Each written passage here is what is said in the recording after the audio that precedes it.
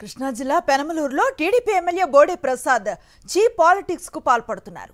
వేసవిలో ప్రజలకు దాహం తీర్చేందుకు పెట్టిన చలివేంద్రంపై కక్ష సాధింపు చర్యలకు దిగారు. 4 రోజుల క్రితం యనమల కుదురులో అభయహస్త సేవా సమితి చారిటబుల్ ట్రస్ట్ ఆధ్వర్యంలో చలివేంద్రం ఏర్పాటు చేశారు వైఎస్ఆర్సీపీ నేతలు. చలివేంద్రాన్ని ప్రారంభించారు పెనమలూరు నియోజకవర్గ వైఎస్ఆర్సీపీ సమన్వయకర్త దేవభక్తుని చక్రవర్తి. వైఎస్ఆర్సీపీ ఆధ్వర్యంలో చలివేంద్రం ఏర్పాటు చేయడంతో కక్ష సాధింపు చర్యలకు దిగారు బోడే ప్రసాద్. ఎమ్మెల్యే బోడే ఆదేశాలతో చలివేంద్రం తీసివేయించాలని మున్సిపల్ కమిషనర్కు ఫిర్యాదు చేశారు టీడీపీ నేతలు. కమిషనర్ సమక్షంలోనే అక్రమంగా క్రేన్తో చలివేంద్రాన్ని తొలగించారు. చలివేంద్ర నిర్వాహకులపై పోలీసులు దురుసుగా ప్రవర్తించారు. చలివేంద్రం నిర్వహిస్తున్న ఈశ్వర్రావును కాలర్ పట్టుకుని మరీ బయటికి లాగిపడేశారు పోలీసులు.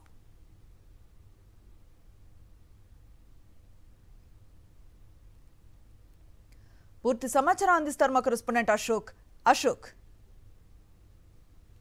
ప్రజల దాహార్తిని తీర్చేందుకు ఏర్పాటు చేసిన చలివేంద్రాలపై కూడా టీడీపీ నేతల కక్ష సాధింపు చర్యలకు పాల్పడుతున్న పరిస్థితులు కనబడుతున్నాయి.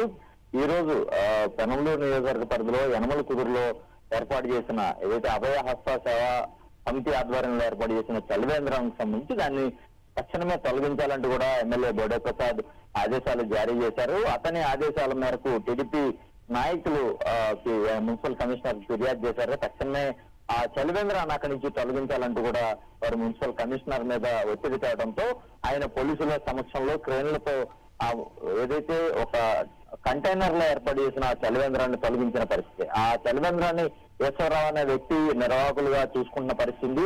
చలివేంద్రం ఏర్పాటు చేసిన ప్రదేశం కూడా అతనిదే. ఒక వ్యక్తికి సంబంధించి సొంత స్థలంలో ఏర్పాటు చేసిన ఈ చలివేంద్రాన్ని కేవలం వైసీపీ పార్టీ సమన్వయకర్త ఆ చలివేంద్రాన్ని ప్రారంభించారనే ఒక నెపం, దానికి రాజీవ్ కోణం చూస్తూ ప్రజల దాహార్తిని తీర్చే ఇట్లాంటి వాటిని కూడా తొలగించేందుకైతే కక్ష సాధింపు చర్యలకు పాల్పడ్డారని చెప్పుకోవచ్చు. వాటిని తొలగించే వరకు కూడా బోడే ప్రసాద్ ఊరుకునేది లేదంటూ కూడా చాలా స్పష్టంగా అధికారులకు ఆదేశాలు జారీ చేసినట్టుగా కూడా తెలుస్తుంది. పోలీసులు కూడా చాలా దురుసుగా వ్యవహరించిన పరిస్థితి.